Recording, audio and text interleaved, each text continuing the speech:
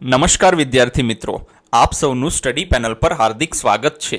આજના વિડીયોમાં આપણે ધોરણ 6 સામાજિક વિજ્ઞાનનું પ્રકરણ 9 કુટુંબ અને સમુદાય વિશે જોઈશું। આ પ્રકરણની અંદર આપણે જે અલગ અલગ પ્રકારના કુટુંબ છે, અલગ અલગ પ્રકારના સમુદાય છે, તેના વિશે આપણે અભ્યાસ કરીશું। જો વિદ્યાર્થી મિત્રો તમારે આ પાઠની પીડીએફ જોતી હોય તો અમારી ટેલિગ્રામ ચેનલની લિંક તમને ડિસ્ક્રિપ્શન બોક્સમાં મળી જશે, ત્યાં જઈને તમે આ પાઠની પીડીએફ મેળવી શકો છો। તો ચાલો હવે જોઈએ પ્રકરણ 9 કુટુંબ અને સમુદાય।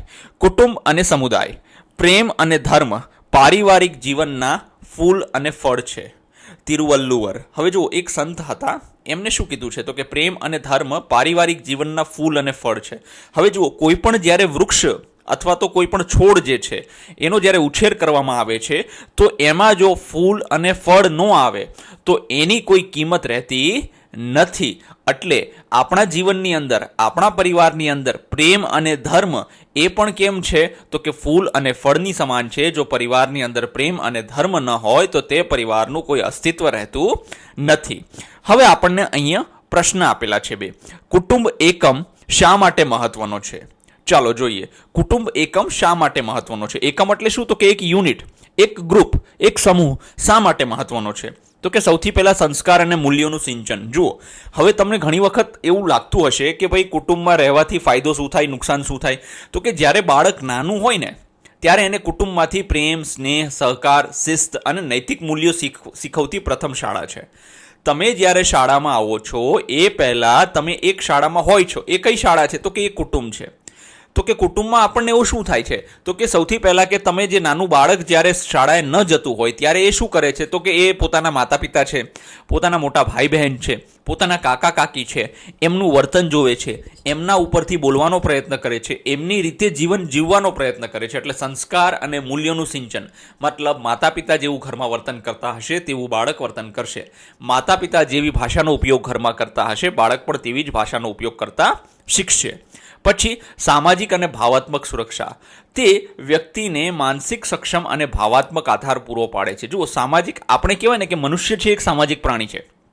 તો કે સામાજિક પ્રાણી એટલે કઈ રીતે તો કે સમાજ વગર એ મનુષ્ય રહી શકે નહીં, એકલું રહેવું એના માટે ખૂબ જ અઘરું છે। અને સમાજમાં રહે એટલે ભાવો પણ આવે। ભાવ એટલે કેવા ભાવ તો કે ગુસ્સો છે, પછી રડવાનું આવવું છે, ક્યારેક દુઃખ થવું છે, ક્યારેક ખુશી થવી છે, સુખ આવે છે, તો આ બધા ભાવાત્મક કહેવાય। તો આ બધી સુરક્ષાઓ એના આધાર કોણ પૂરો પાડે છે તો કે કુટુંબ પૂરો પાડે છે। ક્યારેક કોઈ વ્યક્તિ દુઃખી થઈ ગયો હોય તો કુટુંબના લોકો તેને શું કહેવાય કે પ્રોત્સાહિત કરીને આગળ વધારવા માટે મદદરૂપ થાય છે। પછી છે સમાજનો પાયો। હવે જુઓ, આપણને તમને ખબર હોય તો કે સૌથી નાનામાં નાનું એકમ જે છે ને એ કુટુંબ છે। કઈ રીતે તો કે ઘણા બધા કુટુંબ ભેગા થાય, બરાબર છે? ઘણા બધા કુટુંબ ભેગા થઈને શું બનાવે છે તો કે એક પરિવાર બનાવે છે, મોટો પરિવાર। ઘણા બધા પરિવારો ભેગા થઈને શું બનાવે તો કે એક ગામ બનાવે છે, ઘણા બધા ગામ ભેગા થઈને એક તાલુકો બનાવે છે। એટલે સમાજનો પાયો શું છે તો કે કુટુંબ છે। વ્યક્તિના સર્વાંગી વિકાસ અને એક જવાબદાર નાગરિક બનાવવા માટે કુટુંબ સૌથી પ્રાથમિક અને મહત્વનો એકમ છે। જુઓ, તમે ભવિષ્યમાં કેવા નાગરિક બનશો એ તમારી શાળા ઉપર તો આધાર રાખે જ છે, પરંતુ શાળા કરતાં પણ વધુ એ શેના ઉપર આધાર રાખે છે તો કે કુટુંબ ઉપર આધાર રાખે છે। તમે કોની સાથે ઉઠો બેઠો છો એના પર આધાર રાખે છે। 2, સમુદાય એટલે શું અને તેની ભૂમિકા શું છે? ચોક્કસ ભૌગોલિક વિસ્તારમાં સાથે રહેતા સમાન ધ્યેયો, સંસ્કૃતિ, પરંપરાઓ અને સામાજિક સંબંધો ધરાવતા લોકોના સમૂહને સમુદાય કહે છે। જો સમુદાય એટલે શું છે ખબર છે? સમાન ધ્યેયો, એ કોઈ એક વિસ્તારમાં, ભૌગોલિક વિસ્તાર એટલે તમે લઈ લો કે તમારા ગામની જ વાત લઈ લઈએ, ત્યાં જે સાથે રહે છે। પછી સમાન ધ્યેયો, એ બધાના ધ્યેય પણ શું છે તો કે સમાન છે। તો કે કઈ રીતે સમાન છે તો કે ભાઈ પોતાના કામમાં લાગી જવું, પોતાના ગામને મદદરૂપ થવું। પછી સંસ્કૃતિ, હવે આપણને ખબર હશે કે આપણા ગામમાં આપણે બધા જેટલા પરિવારો રહેતા હોઈએ એ બધા એક જ પ્રકારની સંસ્કૃતિ કહેવાય કે અનુસરણ કરતા હોઈએ છીએ। પરંપરાઓ પણ એક જ પ્રકારની હોય છે। પછી આપણા સામાજિક સંબંધો પણ એકબીજા સાથે હોય છે। તો આવો જે સમૂહ હોય છે એને શું કહેવાય છે તો કે એને સમુદાય કહે છે। હવે એની ભૂમિકા શું છે તો કે પરસ્પર સહયોગ। જુઓ, સમુદાયના લોકો એકબીજાને સુખ દુઃખમાં અને સામાજિક કાર્યોમાં મદદરૂપ થાય છે। ઘણા તમને ખબર હોય તો કચ્છમાં અમુક ગામ એવા છે કે જ્યાં એ લોકો લગ્ન માટે ઢાલ કરે। જો કે એવું નથી કે ખાલી કચ્છમાં જ, તે ઉત્તર ગુજરાત અને દક્ષિણ ગુજરાતમાં પણ આવા ગામ તમને જોવા મળે છે। એ લોકો ઢાલ કઈ રીતે કરે કે ભાઈ મારા ઘરે મારા દીકરા કે દીકરીના લગ્ન હશે તો એ લોકો શું કરશે ખબર છે કે ભાઈ વાસણ જે છે મારા તરફથી, એવી જ રીતે જ્યારે સામેવાળાના ઘરમાં લગ્ન આવશે ત્યારે મારે એમને દેવાના રહેશે. મતલબ એ લોકો ઢાલ કરે છે એકબીજાને. કઈ રીતે ઢાલ કરે છે? પહેલા આપણે લઈ લેવાનું, પછી એ લોકોને આપવાનું, અથવા તો પહેલા તમે આપી દો અને પાછળ જ્યારે તમારા ઘરે પ્રસંગ આવે, લગ્ન આવે, ત્યારે તમે એમને આપી શકો છો. એટલે સુખ દુઃખમાં અને સામાજિક કાર્યોમાં એકબીજાને શું કરે છે? તો કે સહયોગ કરે છે. પછી છે સામૂહિક વિકાસ.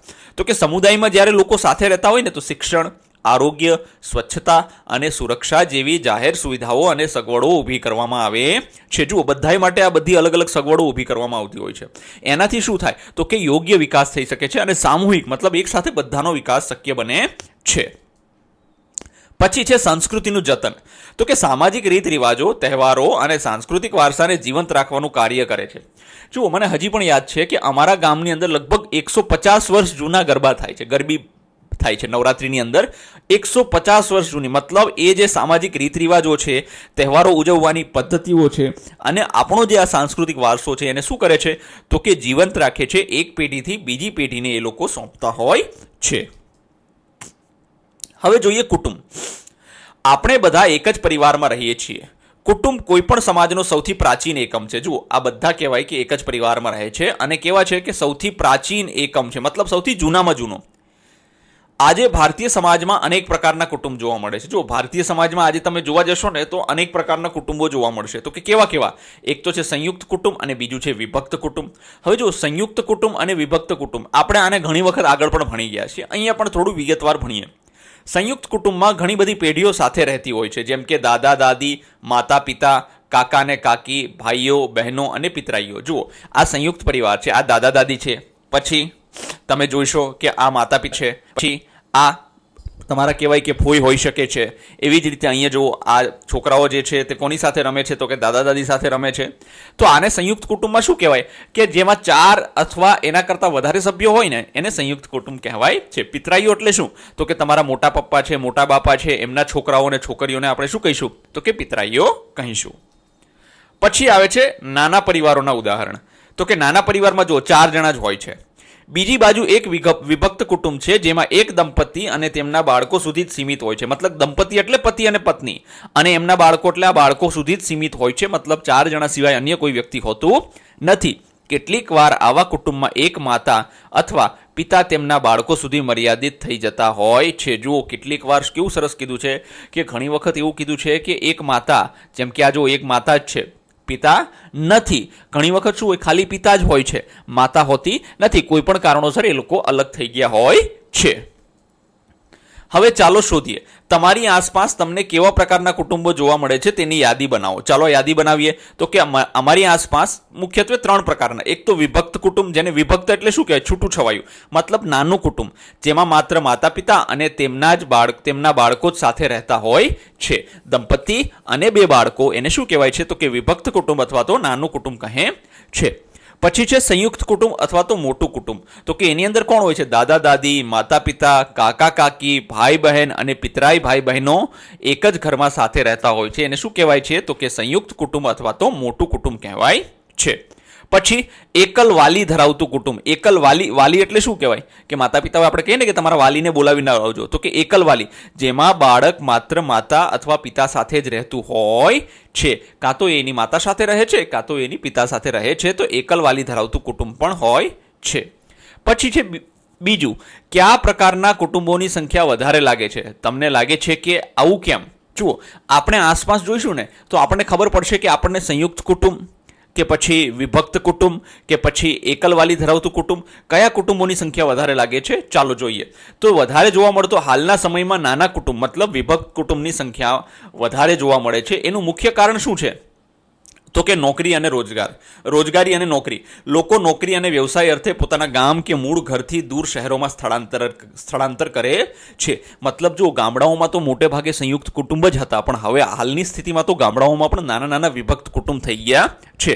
હવે એ લોકો કહેવાય કે પહેલા સંયુક્ત કુટુંબમાં રહેતા હતા, પછી એ લોકોને નોકરી અથવા તો કોઈ ધંધા માટે ક્યાં એ લોકો જાય છે? તો કે શહેર તરફ જાય છે. તો કે શહેર જશે તો બધાય તો ત્યાં જશે નહીં. ત્યાં કોણ જશે? ખાલી જે છે તે પતિ પત્ની મતલબ દંપતી અને 2 બાળકો જ ત્યાં જશે. પછી છે શિક્ષણ. ઉચ્ચ શિક્ષણ માટે શહેરોમાં જઈને વસવાટ કરવો પડે છે. જો બાળકોને સારું શિક્ષણ અપાવવું હોય તો એમ કહેવાય છે કે શહેરોમાં કહેવાય કે સારું શિક્ષણ મળતું હોય છે. તો એ લોકો ક્યાં જઈને વસવાટ કરશે? તો કે શહેરોમાં જઈને વસવાટ કરશે. પછી તો કે મોંઘવારી અને રહેઠાણની મર્યાદા. હવે જુઓ, શહેરોમાં નાના મકાનો અને વધતી મોંઘવારીને કારણે નાનું કુટુંબ રાખવાનું વલણ વધ્યું છે. હવે સૌથી મોટી વસ્તુ શું થઈ ગઈ ખબર છે કે શહેરોમાં સંયુક્ત કુટુંબ શા માટે ન રહી શકે? કેમ કે એક તો પહેલાં તો ત્યાં તમારે મકાન લેવું હોય અથવા તો ભાડે રાખવું હોય તો એ ખૂબ જ મોંઘું પડે છે. જો તમને ખૂબ મોંઘું પડે તો બહુ મોટું મકાન આપણે ભાડે રાખી શકીએ નહીં, કે બહુ મોટું મકાન બનાવી શકીએ નહીં, અને બહુ મોટું મકાન ના બનાવી શકીએ તો બધા લોકો ત્યાં સાથે પણ રહી શકીએ નહીં, અને સાથે ન રહી શકીએ તો કેવું કુટુંબ થઈ જાય? તો કે નાનું કુટુંબ થઈ જાય છે. બીજું, શહેરમાં આવકની મર્યાદા હોય છે અને મોંઘવારી શહેરમાં પ્રમાણમાં વધારે હોય છે. તમે જોશો અમદાવાદ, વડોદરા, સુરત, રાજકોટ જેવા મોટા શહેરોમાં દર શનિ રવિમાં ઘરે કોઈ જમવાનું બનાવતું નથી. બધા લોકો ક્યાં જાય છે?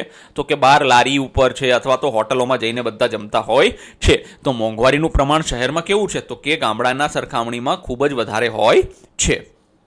ત્રીજું, તમારા મિત્રો સાથે મેળવેલી માહિતીની ચર્ચા વર્ગખંડમાં કરો.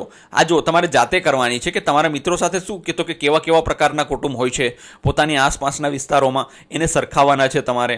તો આની ચર્ચા જે છે તે તમારે જાતે કહેવાય કે કરવાની છે. અને બીજું, બંને પ્રકારના કુટુંબોના ફાયદા શું છે, બંને પ્રકારના કુટુંબોના નુકસાન શું છે?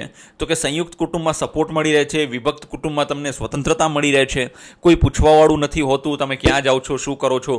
તમે ગામડામાં રહેતા હોય, સંયુક્ત કુટુંબમાં રહેતા હોય તો તમને પૂછે, ભલે તમે 50 વર્ષના થઈ ગયા હોય પણ તમારા પપ્પા ત્યાં બેઠા હોય તો પૂછે કે ભાઈ કઈ બાજુ જાસ, ક્યાં જાસ. આવું 100% એ લોકો પૂછતા હોય છે. તો બંનેના ફાયદાઓ છે અને બંનેની મર્યાદાઓ છે. અંગ્રેજીમાં કૌટુંબિક સંબંધોનું વર્ણન કરવા માટે મર્યાદિત શબ્દો છે. ભારતીય ભાષાઓમાં તેમના ઘણા નામ છે. જુઓ, અંગ્રેજીમાં તમે જોવા જાઓ ને, આમ અંગ્રેજી બહુ ગરીબ ભાષા છે. તો કે ગરીબ ભાષા કેમ કહેવાય? તો કે કાકાને અંકલ કે, મામાને અંકલ કે. હવે બધાને થોડા અંકલ કહેવાય પણ તોય કે છે, બરાબર છે. પછી તો કે હવે એ તમારી પેલી કહેવાય કે સાડી હોય, પપ્પાની સાડી હોય, મતલબ તમારી માસી છે તો માસીને સિસ્ટર ઇન લો કહેશે, બરાબર છે, આંટી કહેશે. પછી તો કે પેલીને શું કહેશે? આપણે કાકાની વાઈફને શું કહેશે? કાકીને પણ એ આંટી કહેશે. પછી તો કે મોટા પપ્પાના વાઈફને ભાભુ જેને આપણે કહીએ છીએ અથવા તો મોટી મમ્મી કહીએ છીએ, મોટા બા કહીએ છીએ, એને શું કહેશે? તો કે એને એ આંટી કહેશે. અરે ભાઈ, અંગ્રેજી બહુ ગરીબ ભાષા છે તો એની પાસે મર્યાદિત શબ્દો છે. કેમ મર્યાદિત શબ્દો હોવા પાછળનું કારણ શું? તો કે ત્યાં સંયુક્ત કુટુંબો અસ્તિત્વ ધરાવતા નથી, એના લીધે જ ત્યાં આ લોકોએ એવા કોઈ નામ પાડ્યા નથી. પરંતુ ભારતમાં આપણને આની ખૂબ જ વિવિધતા મળે છે. જો હિન્દીમાં આપણે શું કહીએ? દાખલા તરીકે હિન્દીમાં બુઆ, તો કે બુઆને આપણે ગુજરાતીમાં શું કહીશું? તો કે ફોઈ. પછી તાવ, તાવ એટલે મોટા પપ્પા અથવા તો મોટા બાપુ. પછી તાઈ, તાઈ એટલે મોટા મમ્મી અથવા તો ભાભુ. પછી ચાચા, તો કે ચાચા એટલે કાકા. મૌસી એટલે માસી. નાના નાનીને તો આપણે નાના નાની જ કહીએ છીએ. પછી શું કીધું છે? અને બીજા ઘણા બધા નામ છે, ખાલી આટલા જ નામ નથી. આપણે કહેવાય કે બીજા કેટલા બધા નામો રાખીએ છીએ. આ સંબંધોને આપણે ગુજરાતીમાં કયા નામથી બોલાવીએ છીએ તેની યાદી બનાવો. જો આ એની યાદી આપણે બનાવી દીધી છે. તમે તમિલ જેવી કે કેટલીક ભાષાઓમાં મોટા ભાઈ બહેન અથવા નાના ભાઈ બહેન માટે પણ અલગ અલગ શબ્દ છે. દેખો, તમે એક વસ્તુ છે કે મલયાલમમાં જતા રહેશો ને તો ચિત્તપ્પા આવી રીતે કહેવાય કે મોટા ભાઈઓ નાના ભાઈઓ માટે શું છે? તો કે અલગ અલગ શબ્દ ત્યાં પણ રાખેલા છે. પરંતુ ભારતીય ભાષામાં પિતરાઈ ભાઈનો શબ્દ શું છે? મોટે ભાગે ભારતીય ભાષાઓમાં તમે જોશો કે એવો કોઈ શબ્દ નથી. હવે જો આ સમજવા જેવું છે. તો કે ભારતીય ભાષા છે ને બહુ મતલબ કહેવાય કે બહુ એક તાર્કિક રીતે બનાવવામાં આવી છે. એના પાછળના ઘણા બધા કારણો છે. જો પિતરાઈ ભાઈ માટે ક્યારેય તમારા કાકાના દીકરો જે ભાઈ હશે, કાકાનો છોકરો હશે, એને પણ તમે ભાઈ કહેશો, અને તમારો મોટા પપ્પાનો છોકરો હશે એને પણ તમે શું કહેશો? તો કે ભાઈ કહેશો. એના માટે કોઈ અલગ અલગ શબ્દ આપણે બનાવેલા નથી. બીજું, તમારો સગો ભાઈ હશે એને પણ તમે શું કહેશો? ભાઈ કહેશો. એનું કારણ એ છે કે પિતરાઈઓનો અર્થ ફક્ત ભાઈ અને બહેનો જ થાય છે અને કુટુંબમાં બધા બાળકો વચ્ચે સંબંધને ગાઢ બનાવે છે. જો એના માટે અલગ શબ્દ રાખેલો હોય તો એ શું કરશે? તો કે એ એકબીજાને અલગ પાડશે. પણ એકબીજાને અલગ ન પડે એટલા માટે પિતરાઈઓ માટે આપણે હંમેશા ભાઈ અને બહેન, જે આપણા સગા ભાઈ બહેનની જેમ આપણે એમને રાખવાના હોય છે, એવો ગાઢ સંબંધ બાળકો વચ્ચે બન્યો રહે એટલા માટે આપણે કોઈ અલગ શબ્દ બનાવેલ નથી. ચાલો શોધીએ. તમારા પરિવારના તમામ સંબંધીઓનો સમાવેશ કરીને સભ્યોની યાદી બનાવો. તમારી માતૃભાષા અથવા પ્રાદેશિક ભાષામાં તેમના માટે વપરાતો શબ્દ લખો અને અંગ્રેજીમાં સમકક્ષ શબ્દ શોધવાનો પ્રયાસ કરો. અહીં ગુજરાતી માટે 2 ઉદાહરણ આપ્યા છે. જુઓ, હવે આપણે શું કરવાનું છે? તમારું નામ મતલબ કોઈની બહેનનું નામ છે રાણી, તો એને લખ્યું કે બહેન. Mothers brothers daughter. ઓહો હો, બહુ લાંબુ થઈ ગયું. તો ભાઈ બહેન મમ્મીની બહેન છે, મમ્મીની શું કીધું છે, મધર્સ બ્રધર્સ ડોટર, મતલબ મમ્મીના ભાઈની છોકરી, બરાબર. તો એને શું કહેવાય, પિતરાઈ કહેવાય, બરાબર છે.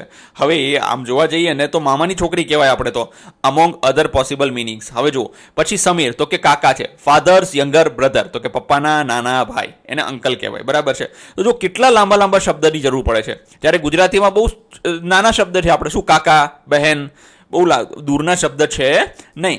આવી જ રીતે આપણે કહેવાય કે અમુક શબ્દ, જેમ કે રમેશભાઈ મામા, તો કે મધર્સ બ્રધર. હવે એને ઇંગ્લિશમાં શું કહેવાય, તો કે અંકલ જ કહેવાય, પણ મેટરનલ અંકલ એટલે મમ્મીની બાજુના અંકલ. હંસાબેન શું નામ છે, તો કે માસી.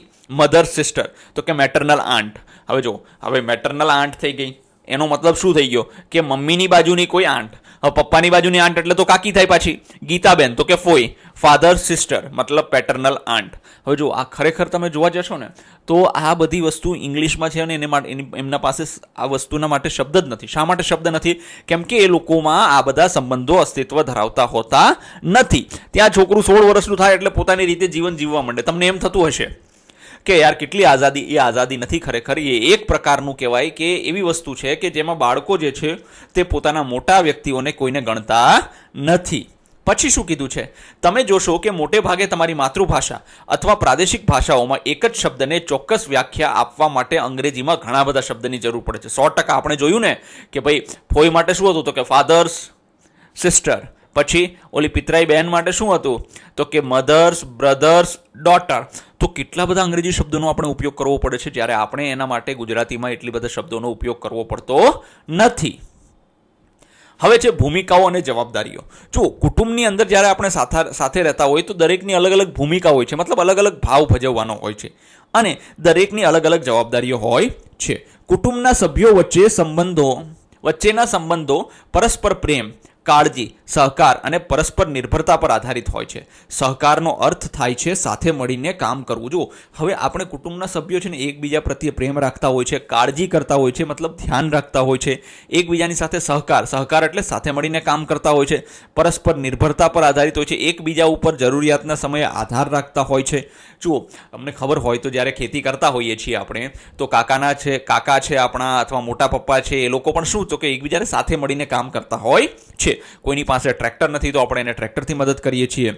પરિવારના દરેક સભ્યની અન્ય સભ્યો પ્રત્યેની ભૂમિકા અને જવાબદારી હોય છે, જેમ કે માતા પિતા પર તેમના બાળકોને ઉછેરવાની જવાબદારી. જો બધાની જવાબદારી ફિક્સ હોય છે. સંયુક્ત કુટુંબ હોય ને એમાં ફિક્સ હોય છે કે માતા પિતા પર શું જવાબદારી છે, તો કે એમના છોકરાઓ છે એમને વ્યવસ્થિત ભણાવવાનો છે. તમારા મમ્મી પપ્પાની શું જવાબદારી છે, તો કે તમને વ્યવસ્થિત ભણાવવાના છે, તમે આગળ વધો એ માટે બધી સુવિધાઓ તમને પૂરી પાડવાની છે, જેથી તેઓ સુખી વ્યક્તિઓ અને સમાજના જવાબદાર સભ્યો બની શકે. પરંતુ જેમ જેમ બાળકો મોટા થાય છે તેમ તેમ તેઓ પરિવારના અન્ય સભ્યોને મદદ કરવા માટે ઘરની વધુ જવાબદારીઓ ઉપાડે છે.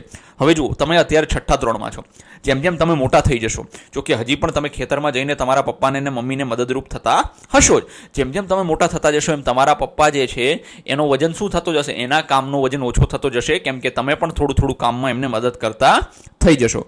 પછી તે માતા પિતા, ભાઈ કે બહેન વગેરે કોઈ પણ હોય. રોજિંદા અભ્યાસ દ્વારા બાળકો કૌટુંબિક જીવનમાં ભાગીદાર બનવાનું શીખે છે. હવે જુઓ તમે જોશો કે મારા પપ્પા જે છે એ મારા કાકાને મદદરૂપ થાય છે, અથવા તો મારા કાકા જે છે મારા પપ્પાને મદદરૂપ થાય છે. એવી જ રીતે મારે પણ ઘરના અન્ય સભ્યોને મદદરૂપ થવું જોઈએ અને કામમાં કૌટુંબિક જીવનમાં મારે ભાગીદાર બનવું જોઈએ. ઘણા ઘરોમાં બાળકો તેમના પરિવાર દ્વારા પેઢીઓથી અનુસરવામાં આવતી કેટલીક પરંપરાઓ અને રૂઢિઓ પણ શીખી લે છે. 100% શીખી લે છે. તમે જે ઘરમાં જેવું વાતાવરણ છે એ વાતાવરણ તમે આરામથી શીખી લ્યો છો અને તમે શું કરો છો તો કે એના મુજબ જીવવાનું શરૂ કરી દો છો. ચાલો શોધીએ, તમારા કુટુંબમાં કોણ નક્કી કરે છે કે બજારમાંથી શું ખરીદવાનું છે, તો કે ભાઈ મારા કુટુંબમાં ઘરની જરૂરિયાત મુજબ માતા પિતા સાથે મળીને બજારમાંથી શું ખરીદવાનું છે તે નક્કી કરે છે. શા માટે? કેમ કે જો બજારમાં રસોડાની વસ્તુઓ છે એ કોણ નક્કી કરશે? મમ્મી નક્કી કરશે. બીજી ઘરની જે અમુક જરૂરિયાતવાળી વસ્તુઓ છે કોણ નક્કી કરશે? તો કે પપ્પા નક્કી કરશે. એટલે માતા પિતા બંને સાથે મળીને વસ્તુઓ ખરીદવાનું નક્કી કરે છે. તમારા ઘરમાં ભોજન કોણ બનાવે છે? તો કે મારા ઘરમાં મારી મમ્મી ભોજન બનાવે છે. જો ગામડાઓમાં છે, પછી શહેરોમાં પણ મોટે ભાગે કોણ તો કે સ્ત્રી જે છે, મમ્મી જે છે તે ભોજન બનાવતી હોય છે. ત્રીજું, તમારા કુટુંબમાં સૌથી વયસ્ક વ્યક્તિ કોણ છે? વયસ્ક મતલબ કોણ ખબર છે? ઉંમરલાયક, સૌથી વધુ ઉંમરવાળું કોણ છે? તો કે મારા કુટુંબમાં સૌથી વયસ્ક મોટા વ્યક્તિ તરીકે કોણ છે? મારા દાદા અથવા દાદી છે. તમારા ઘરમાં કચરા પોતા કોણ કરે છે? તો કે મારા ઘરમાં કચરા પોતા મારી મમ્મી કરે છે. જુઓ, શહેરમાં તમે જ્યારે વિભક્ત કુટુંબમાં જશો ને, જ્યાં પતિ પત્ની બંને નોકરી કરતા હોઈએ છીએ, ત્યાં પોતા કરવાવાળા માણસો અલગથી આવતા હોય છે. એ શું કરતા હોય છે?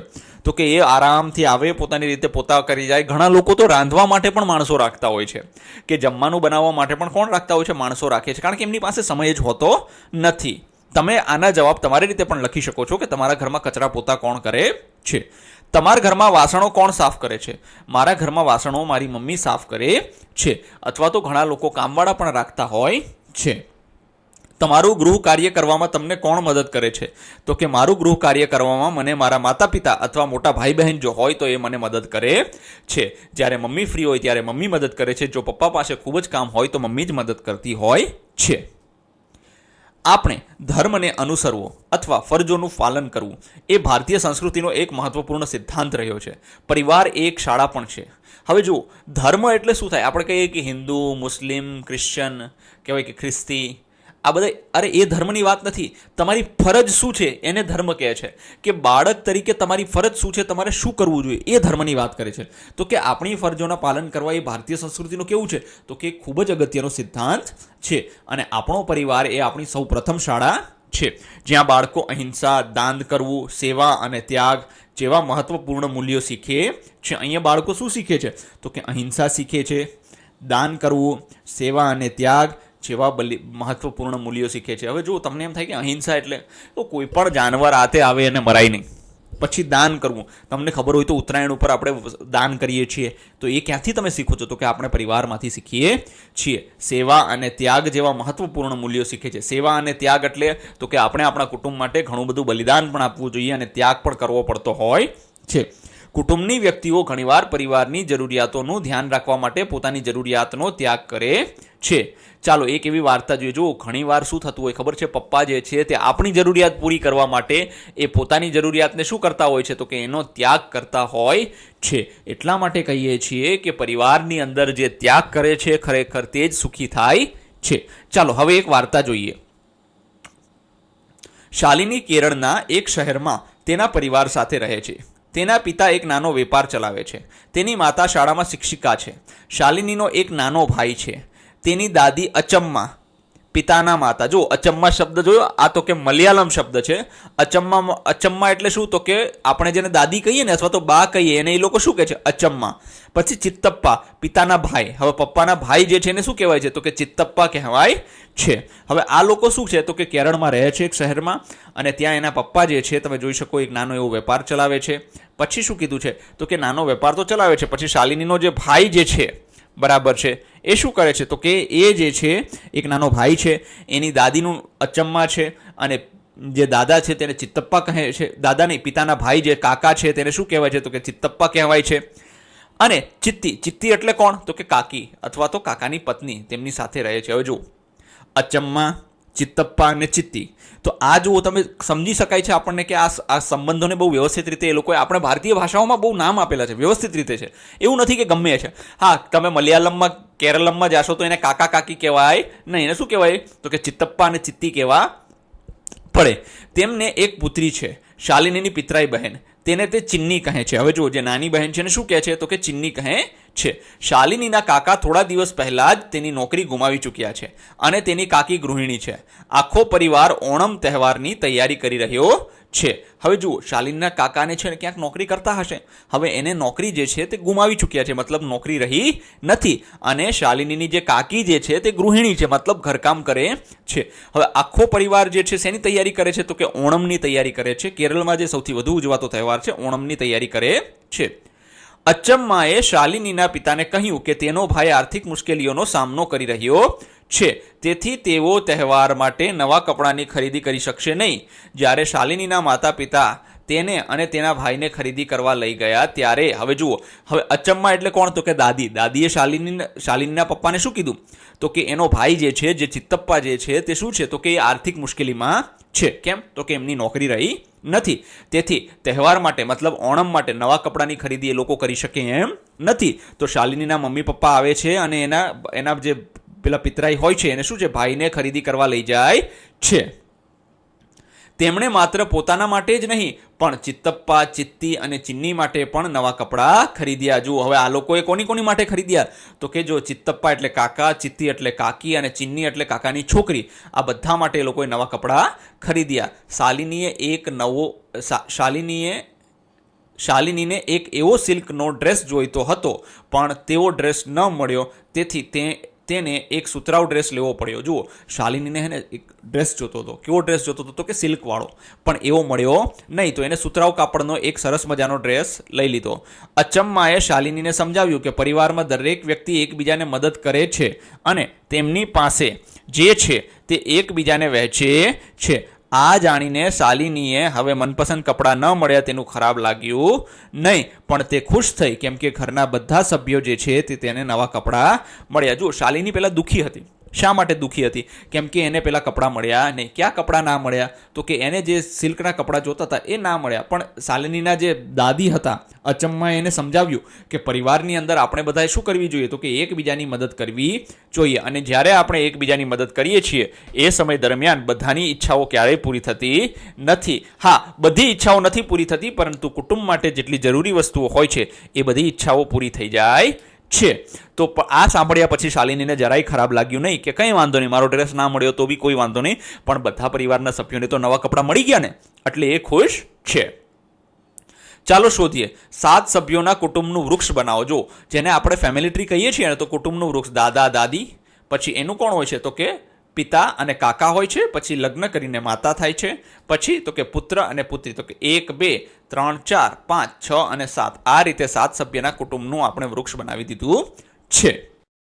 હવે બીજો પ્રશ્ન જોઈએ. એમાં શું કીધું છે આપણને કે શાલિનીના માતા પિતાએ બધા માટે કપડાં કેમ ખરીદ્યા? વિચારો. હવે જુઓ, શાલિનીના મમ્મી પપ્પા બંને જે છે તે નોકરી કરતા હતા.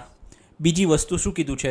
તો કે એના જે ચિત્તપ્પા છે, શાલિનીના ચિત્તપ્પા એટલે કે એના કાકા જે છે, એની આર્થિક સ્થિતિ કેવી હતી? નબળી હતી. બીજું, નજીકમાં એક તહેવાર પણ આવી રહ્યો હતો. કયો તહેવાર હતો એ? તો કે ઓણમ હતો.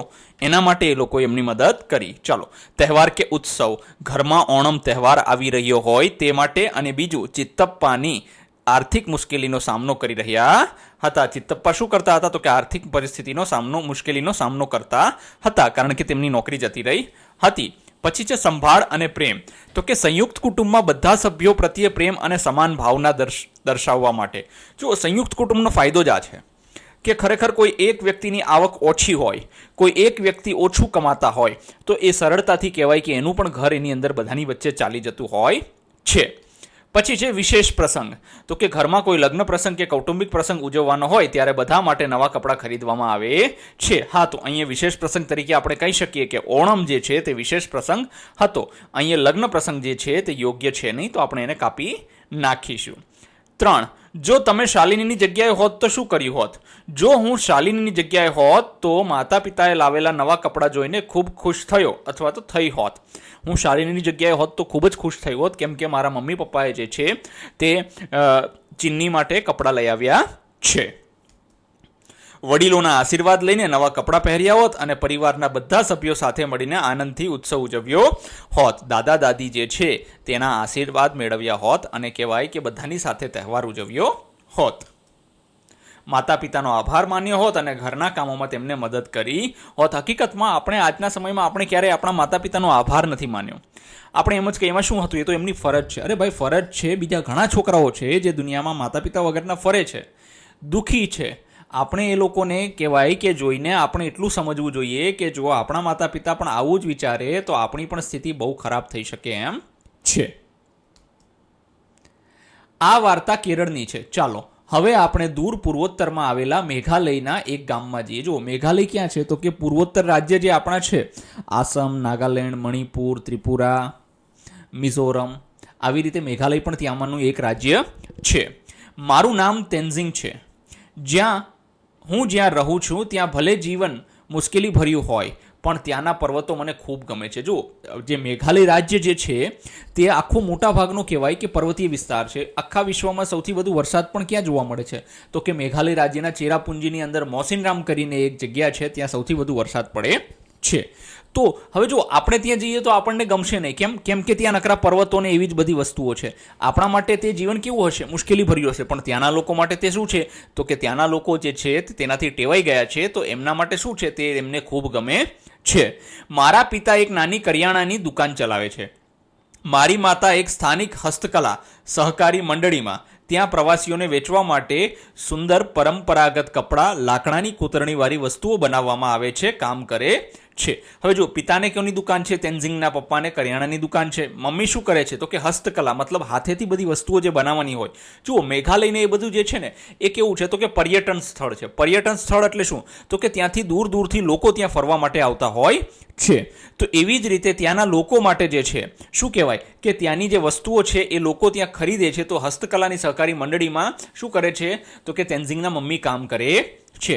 જેના કારણે મારા પિતા ઘરની સફાઈ, શાકભાજીના બગીચાની સફાઈ અને ઘરના અન્ય કામોમાં મદદ કરે છે. જો આ તેન્ઝિંગના પિતા જે છે તેને ઘરમાં મદદ કરવી પડે છે. શા માટે? કેમ કે તેના મમ્મી જે છે તે પોતાના કહેવાય કે કામમાં વ્યસ્ત રહેતા હોય છે, એટલે બધી ઘરની જે છે તે ઘણા બધા કામમાં એમને મદદરૂપ થવું પડતું હોય છે. ક્યારેક તો અમારા બધા માટે ભોજન બનાવવામાં દાદી પણ મદદ કરે છે. જો આ દાદી જે છે તે ભોજન બનાવી રહી છે, એ પણ મદદ કરે છે. શા માટે? કેમ કે બધા લોકો જ્યારે કામે જતા હોય છે તો ઘરમાં જે કોઈ પણ રહેતું હોય છે એને મદદરૂપ થવું પડતું હોય છે. દાદીમા પાસે હંમેશા રસપ્રદ વાર્તાઓ હોય છે, જેમાં રમૂજ અને ડહાપણની વાતો હોય છે. જો દાદીમા જે છે, તમને જ બધાને ખબર હશે, જેના ઘરે દાદી છે તો દાદી જે છે તેમને વાર્તા કરતા હશે. તો એમાં એમની વાર્તાઓ કેવી હોય? તો કે રમૂજની વાર્તા હોય, ડહાપણની વાતો. ડહાપણની વાતો એટલે કેવી વાતો? તો કે જેનાથી જીવનમાં આપણને કંઈક શીખવા મળે છે. લોકોને વધુ સારી રીતે કદાચ એમના કરતાં કોઈ સમજતું નહીં હોય તેવું લાગે છે. દાદા મને મારા ગૃહ કાર્યમાં મદદ કરે છે અને મને સ્કૂલ બસ સ્ટોપ પર લઈ જાય છે. દાદા શું કરે છે? તો કે ગૃહ કાર્ય, જે વર્ક લેસન આપે ને જે આપણને, એ લેસનમાં દાદા મદદ કરે છે તેન્ઝિંગને. અને જ્યારે શાળાએ જવાનું હોય ત્યારે એ સ્કૂલનું બસ સ્ટોપ છે ત્યાં એને લઈ જાય છે. તે અમારા ફળિયામાં સામાજિક કાર્યમાં પણ સક્રિયપણે સામેલ હોય છે અને હંમેશા અન્ય લોકોને મદદ કરવા તૈયાર હોય છે. એટલે દાદા જે છે ફળિયાની અંદર સામાજિક કાર્ય એટલે શું? તમારામાંથી જો કોઈના પપ્પા સરપંચ હશે તો એમને ખબર હશે કે લોકો તેમને અવારનવાર મળવા આવતા રહેતા હોય. કારણ તો કે ગામના જે કામો જે છે તે કામો જે સરળતાથી થઈ શકે, કોઈને કાંઈ તકલીફ હોય તો તે મળી શકે, એના માટે એમની સાથે મુલાકાત કરતા હોય છે. તેવી જ રીતે અહીંયા તેન્ઝિંગના જે દાદા જે છે તે ફળિયામાં સામાજિક કાર્ય માટે જે પણ લોકો આવતા હોય છે તેની સક્રિયપણે તેમાં સામેલ થતા હોય છે અને બીજા લોકોને મદદ કરવા તૈયાર થતા હોય છે. ઉદાહરણ તરીકે, જ્યારે અમારા વિસ્તારમાં વીજ પુરવઠો ખોરવાઈ જતા તે નજીકની ઓફિસમાં જઈને ફરિયાદ નોંધાવે છે. તો દાદા શું કરે છે? તો કે માનો કે કોઈ પણ કારણોસર વીજળી લાઇટ વહી ગઈ તો તે શું કરશે? તો કે નજીકની ઓફિસમાં જઈને ફરિયાદ નોંધાવી દેશે. જ્યારે વાવાઝોડાથી અમારા પાડોશીઓના ઘરને નુકસાન થયું હોય ત્યારે તેમણે સમારકામમાં સહાય કરવા આસપાસના પરિવારો પાસેથી ઘણા નાણાં એકઠા કર્યા હતા. જુઓ, આ પર્વતીય વિસ્તાર છે, ત્યાં વરસાદ ખૂબ થાય છે, ત્યાં વાવાઝોડા ખૂબ આવે છે. તો એ સમય દરમિયાન જ્યારે ખૂબ જ વધુ વરસાદ થયો હોય તો ઘણાના ઘર તૂટી જતા હોય છે, ઘરોને નુકસાન થતું હોય છે. તો એ સમય દરમિયાન એમના સમારકામમાં, મતલબ ઘરને પછી વ્યવસ્થિત તો બનાવવું પડશે ને, તો એના સમારકામમાં સહાય કરવા માટે આસપાસના પરિવારો પાસેથી એ શું કરે છે? તો કે નાણાં એકઠા કરે છે. પછી અમે ભાગ્યશાળી છીએ કે અમારા માતા પિતા ખોરાક અને કપડાં જેવી જરૂરિયાતો પૂરી પાડે છે. જ્યારે કોઈ વિશેષ ખર્ચ આવે ત્યારે મેં ઘણીવાર જોયું છે કે તેઓ એકબીજાની સાથે મળીને ચર્ચા કરે છે. માતા કહે છે કે ભવિષ્યમાં ઊભા થનાર કોઈ પણ અણધાર્યા ખર્ચ માટે આપણે હંમેશા નાણાં બચાવવાનો પ્રયત્ન કરવો જોઈએ. જુઓ, હવે તમે લોકો, તમારામાંથી પણ ઘણા બધા વિદ્યાર્થીઓ કહેવાય કે, આમ તો ઘણા બધા ન કહી શકીએ, આપણે મોટા ભાગના વિદ્યાર્થીઓ કહેવાય કે ભાગ્યશાળી હશે. શા માટે ભાગ્યશાળી? કેમ કે તમારે જો ખાવા પીવા માટે જે છે તે કોઈ જરૂર નથી, મતલબ કોઈ કમી નથી પડતી. તમારા મમ્મી પપ્પાઓ તમને વ્યવસ્થિત જમાડે છે. બીજું, તમને વ્યવસ્થિત કપડાં પહેરાવે છે. તમે ક્યારેક જોજો રોડ ઉપર, રસ્તા ઉપર જે લોકો ફૂટપાથ ઉપર સોતા હોય છે એમની સ્થિતિ કેવી હોય છે. તો અહીંયા પણ છે એમ તેન્ઝિંગ કહે છે કે એ ખૂબ જ ભાગ્યશાળી છે. હવે જુઓ, એમાં એવું થાય છે કે જ્યારે કોઈ વિશેષ ખર્ચ આવે, વિશેષ ખર્ચ એટલે કંઈક અચાનક અલગ ખર્ચ આવી જાય, ત્યારે શું કરે છે? તો કે જે તેન્ઝિંગના મમ્મી પપ્પા છે એકબીજા સાથે શું કરે છે? ચર્ચા કરે છે. અને એના મમ્મી કહે છે કે ભવિષ્યમાં, મતલબ આવનારા સમયમાં કોઈ પણ જો ખર્ચ અણધાર્યો અચાનક આવી જાય તો આપણી પાસે તેના માટે શું હોવા જોઈએ? પૈસા હોવા જોઈએ. એટલે આપણે અત્યારે શું કરીશું? તો કે નાણાં બચાવવાનો પ્રયત્ન કરવો જોઈએ.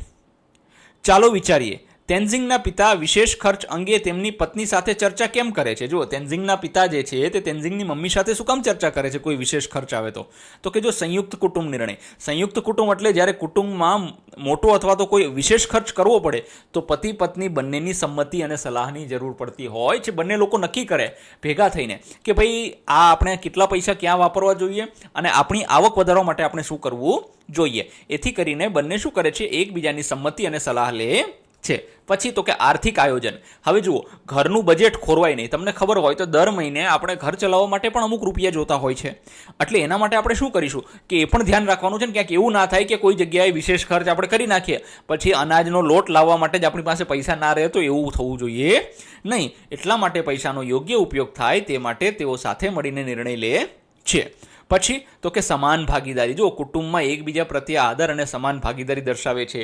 પપ્પાએ મમ્મીને પૂછવું જોઈએ, મમ્મીએ પપ્પાને પૂછવું જોઈએ અને એકબીજા પ્રત્યે શું રાખવું જોઈએ તો કે આદર રાખવો જોઈએ. અને આદર રાખીને શું કરી શકાય છે તો કે એ આદર તો ખરો અને એનાથી શું દેખાય છે તો કે એ સમાન ભાગીદારી છે. મતલબ ઘર ચલાવવા માટે પતિ અને પત્ની બંને સમાન રીતે ભાગીદાર છે. 2. તેન્ઝિંગના પિતા ઘરકામમાં મદદ કરે છે તે વિશે તમે શું માનો છો? તે ખૂબ જ સરાહનીય અને ઉત્તમ બાબત છે. જો તમે જોયું હશે કે ઘરમાં તમારા પિતા જે છે તે જમવાનું બનાવવામાં મદદરૂપ નહીં થતા હોય, કારણ કે ગુજરાતમાં મોટા ભાગે બહુ ઓછી જગ્યાએ જોવા મળે છે. હાલાકી શહેરોની અંદર આ વસ્તુ જોવા મળતી હોય છે, પણ ગામડાની અંદર આ વસ્તુ હજી પણ જોવા મળતી નથી. અહીંયા એ મદદરૂપ થાય છે, તે ખૂબ સારી વાત કહેવાય છે. પછી ઘરકામ એ માત્ર મહિલાઓની જવાબદારી નથી, પરંતુ ઘરના દરેક સભ્યની સંયુક્ત જવાબદારી છે. હવે વાસણ ઉટકવા, કપડાં ધોવા, બરાબર છે, વાસણ સાફ કરવા, કપડાં ધોવા કે પછી રાંધવું, જમવાનું બનાવવું, આ ખાલી જ મહિલાઓની જવાબદારી નથી, પરંતુ ઘરના દરેક સભ્યની આ જવાબદારી છે. પિતાનું ઘરકામમાં મદદ કરવું એ લિંગ સમાનતા અને પરસ્પર સહકારનું ઉત્તમ ઉદાહરણ પૂરું પાડે છે, જેનાથી બાળકો પણ આ સારી ટેવ શીખે છે. જુઓ, ઘરકામમાં લિંગ સમાનતા મતલબ આપણે એક વસ્તુ બાંધી દીધી છે કે અમુક વસ્તુઓ છોકરાઓ જ કરી શકે અને અમુક વસ્તુઓ છોકરીઓ જ કરી શકે, પણ હકીકતમાં એવું હોતું નથી. બધા જ બધા કામ કરી શકતા હોય છે. તો અહીંયા જે છે તે એના પિતા ઘરકામમાં મદદ કરે છે, તેન્ઝિંગના પિતા, તો એ કહેવાય કે સહકારનું ઉત્તમ ઉદાહરણ છે. મતલબ એકબીજાને સહકાર આપે છે. અને આનાથી બાળકોમાં શું થાય છે તો કે જો બાળક પણ જોવે છે કે મારા પપ્પા જે છે તે શું કરે છે તો કે મારા મમ્મીને જમવાનું બનાવવામાં મદદરૂપ થાય છે, તો એ પણ કહેવાય કે એ પણ ભવિષ્યમાં આ વસ્તુ ધ્યાનમાં રાખે છે. 3. દાદા દાદી કઈ કઈ ભૂમિકાઓ નિભાવે છે તો કે સંસ્કાર અને વાર્તાઓ. બાળકોને સારી ટેવો, નૈતિક મૂલ્યો અને વાર્તાઓ સંભળાવીને સંસ્કારી બનાવે છે. પછી માર્ગદર્શન અને અનુભવ તો કે પોતાના અનુભવના આધારે પરિવારના સભ્યોને યોગ્ય સલાહ અને માર્ગદર્શન. જુઓ, દાદા દાદી ભલે ઉંમરલાયક થઈ ગયા, ઘણી વખત છોકરાઓ કહેતા હોય દાદા તમને તો કાંઈ ખબર જ નથી પડતી, પણ એમને આટલા બધા જીવન થોડા ધૂળમાં નાખ્યા હશે, એમને અનુભવ તો હશે જ ને જીવનનો, એમને માર્ગદર્શન અને અનુભવ હશે. પ્રેમ અને સંભાળ તો કે બાળકની સંભાળ રાખે છે અને ઘરમાં હૂંફાળું અને પ્રેમભર્યું વાતાવરણ બનાવી રાખે છે. દાદી શું કરે છે તો કે ક્યારેક જમવાનું બનાવી આપે છે, વાર્તાઓ સંભળાવે છે. દાદા શું કરે છે તો કે બસ સ્ટોપ સુધી કહેવાય કે મને મૂકી જાય છે, મને ગૃહ કાર્યમાં મદદરૂપ થાય છે. આ બધી વસ્તુઓ પણ આમાં આપણે ઉમેરી શકીએ છીએ. ચાલો શોધીએ. 1. ભારતના કોઈ એક એવા કુટુંબની વાર્તા બનાવો કે જેમાં કૌટુંબિક મૂલ્યો શીખવવામાં આવતા હોય, તેને લખીને અથવા ચિત્ર દોરીને વર્ગ સમક્ષ રજૂ કરો. જુઓ, હવે ભારતના આપણે અહીંયા એક નમૂનો મેં આપ્યો છે, તમે આનાથી અલગ પણ વાર્તા બનાવી શકો છો. તો કે એક ગામમાં રામજીભાઈ અને એમનો પરિવાર સાથે રહેતો હતો. ઘરમાં દાદા દાદી, માતા પિતા અને 2 બાળકો આરવ અને અનન્યા રહેતા હતા. રોજ સાંજે પરિવારના બધા સભ્યો સાથે બેસીને ભોજન કરતા અને દિવસભરની વાતો શેર કરતા.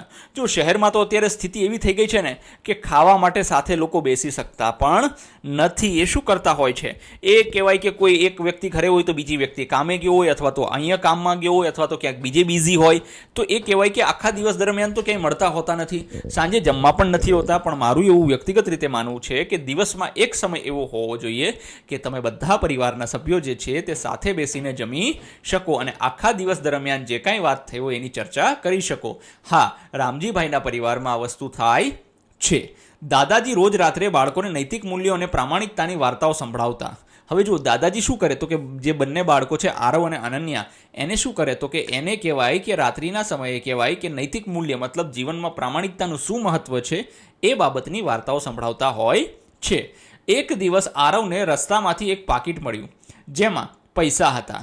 દાદાજીના શીખવેલ મૂલ્યોને કારણે આરવે તે પાકીટ માલિકને શોધીને પરત કરી દીધું. જો ગામડાઓમાં કહેવાય કે આ વસ્તુ થોડીક એટલી બધી વિકસિત નથી થતી પ્રામાણિકતાની, પરંતુ આપણે વિકસિત કરવાનો પ્રયત્ન કરવો જોઈએ. તમને જો કદાચ કોઈનું પાકીટ મળે અથવા તો કોઈ વસ્તુ મળે તો તમે વિચાર કરો, એની અંદર જો તમને પૈસા મળે તો આપણને એમ થાય કે આપણે રાખી લઈએ. અરે જે વ્યક્તિના પૈસા ખોવાયા હશે એને કેટલું દુઃખ થતું હશે. તમે પોતે તમારો જ વિચાર કરો ને કે ભવિષ્યમાં કદાચ તમારાથી પાકીટ પડી જાય અથવા તો ખોવાઈ જાય તો તમને કેવું દુઃખ થાય કે ભાઈ મારા પૈસા જતા રહ્યા. તો સામેવાળી વ્યક્તિને પણ એટલું જ દુઃખ થાય ને.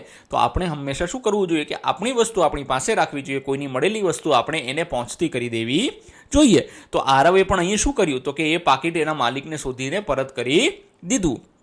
આ ઘટનાથી આખા કુટુંબમાં પ્રામાણિકતા, સહકાર અને એકબીજા પ્રત્યેના પ્રેમ જેવા કૌટુંબિક મૂલ્ય વધુ દ્રઢ થયા. મતલબ કુટુંબના અન્ય લોકોને પણ ખૂબ જ આનંદ થયો કે મારો આરવ જે છે તે કેવો છે, તો કે એને જે છે તે પ્રામાણિકતા દેખાડી છે. તમે અહીંયા બીજી તમારી ઈચ્છા મુજબની પણ વાર્તા બનાવી શકો છો. 2. તમારા વર્ગના બધા મિત્રો સાથે મળીને 2 કે 3 પરિવારો પર એક નાટક ભજવો. આ નાટક ભજવતી વખતે તેમાં આ પરિવારો તેમની સમસ્યાઓનો ઉકેલ કેવી રીતે લાવે છે તે રજૂ કરો. જુઓ, આ નાટકનું વર્ગખંડ પ્રવૃત્તિ છે. આનું તમારે જાતે જ આયોજન કરવાનું છે અને જાતે જ કોઈ એક પ્રવૃત્તિ બનાવવાની છે કે જેના એક કહેવાય કે એક સમસ્યા આવતી હોય છે પરિવારમાં, એ સમસ્યાનો ઉકેલ બધા ભેગા મળીને કઈ રીતે લાવે છે. એવી રીતે તમે અલગ અલગ જૂથ બનાવીને એક નાટક ભજવી શકો છો. પછી છે 3. શાલિની અને તેન્ઝિંગની વાર્તાઓમાં આપણે સંયુક્ત કુટુંબના ઉદાહરણો જોયા. તે પરથી તમને શું લાગે છે કે આધુનિક જીવનમાં એવા કયા પાસા છે કે જે કેટલાક દંપતી આજે વિભક્ત કુટુંબને શા માટે અપનાવે છે? જુઓ, આપણે શાલિની અને તેન્ઝિંગનો પરિવાર જોયો. એ પરિવારની અંદર કેવા કુટુંબ હતા તો કે સંયુક્ત કુટુંબ હતા. મતલબ 4 જણા કરતાં વધારે લોકો રહેતા હતા. તો તમને શું લાગે છે કે આ અત્યારના સમયમાં કે ઘણા લોકો છે ને, મતલબ દંપતી એટલે પતિ પત્નીઓ જે છે તે શું એકલા રહેવાનું પસંદ કરતા હોય છે, વિભક્ત રહેવાનું પસંદ કરતા હોય છે. આવું શા માટે કરતા હશે? એના કારણો શું હોઈ શકે? તો કે સૌથી પહેલાં જે છે કે રોજગારી અને નોકરી. હવે જો સરકારી કે ખાનગી નોકરી અથવા તો વ્યવસાયિક તકો માટે મોટા શહેરોમાં લોકો જતા હોય છે. વિદેશમાં પણ એ લોકોને જવું પડતું હોય છે. હવે માનો કે તમારામાંથી કોઈ વ્યક્તિ વિદેશ શિફ્ટ થવા માંગે છે અથવા તો નોકરી ધંધો કરવા ત્યાં જવા માંગે છે, તો ત્યાં તમે થોડા 10-12 જણાને લઈ જશો કે 6-7 જણાને, ત્યાં તો તમે એકલા જ જશો ને શરૂઆતમાં. આ રીતે. પછી તો કે મકાનની જગ્યાની મર્યાદા. હવે જો શહેરની અંદર કહેવાય કે નાના નાના મકાનો હોય છે અથવા તો ફ્લેટમાં રહેતા હોય છે, તો ત્યાં જગ્યા કેવી હોય છે તો કે જગ્યા ખૂબ જ ઓછી હોય છે અને કુટુંબ મોટું હોવાના લીધે એક સાથે ત્યાં રહેવું કેવું બને છે? મુશ્કેલ બનતું હોય છે. પછી છે શિક્ષણ અને સવલતો. તો કે શિક્ષણ અને સવલતો તો કે બાળકોને ઉચ્ચ શિક્ષણ અને આધુનિક સુવિધાઓ માટે. હવે જો ગામડાની અંદર તમને ખબર હોય તો આપણે 1 થી 8 સુધીની શાળા હોય છે. અમુક ગામની અંદર 9-10ની પણ શાળા હોય છે. કોક જ ગામની અંદર ઉચ્ચતર માધ્યમિક શાળાઓ હોતી હોય છે. તો આપણને ત્યાં શું પડે છે તો કે ત્યાં તકલીફ પડતી હોય છે, કારણ કે બધા ગામમાં આ સુવિધા હોતી નથી. તો એના માટે વાલી શું કરે છે તો કે માતા પિતા જે છે તે શહેરમાં જવાનું નક્કી કરે છે અને ત્યાં કહેવાય કે વ્યવસ્થિત શિક્ષણ બાળકોને મળી રહે એટલા માટે તે શહેરમાં જવા માટે મજબૂર થતા હોય છે. અને શહેરમાં જાય તો ત્યાં બધા એકસાથે જઈ શકે નહીં, એટલે દંપતી અથવા તો પતિ પત્ની જ જતા હોય છે. પછી સ્વતંત્રતા અને જીવનશૈલી. જો આધુનિક જીવનશૈલીમાં દંપતીઓ પોતાનો સ્વતંત્ર નિર્ણય લેવાનું ક્ષેત્ર અને અંગત સ્પેસ ઈચ્છે છે. હવે એક વસ્તુ આજના સમયમાં આ વસ્તુ ખાસ છે. તમે સંયુક્ત કુટુંબમાં રહેતા હોય ને તો તમારી પ્રાઇવેસી ન રહે. પ્રાઇવેસી એટલે સ્વતંત્રતા ન રહે.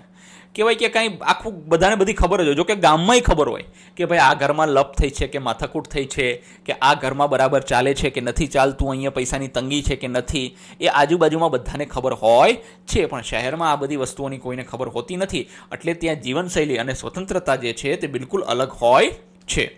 પછી છે મોંઘવારી. તો કે વધતી જતી મોંઘવારીના કારણે નાના કુટુંબનું બજેટ અને આર્થિક આયોજન વધુ સરળ બને. જો તમે 2-4 જણા રહેતા હોય તો એમાં કહેવાય કે તમે ઓછું કમાવશો તો ચાલી જશે, પણ તમે ઓછું કમાતા હોય અને 7-8 જણા રહેતા હોય તો શહેરમાં રહેવું તમને કેવું પડે? મોંઘવારીના લીધે એ રહેવું કહેવાય કે અઘરું બની જતું હોય છે. એટલે ગામડામાં રહેવાનું લોકો પસંદ કરતા હોય છે અને શહેરમાં શું કહેવાય કે વિભક્ત કુટુંબ જ રહેતા વધારે જોવા મળે છે.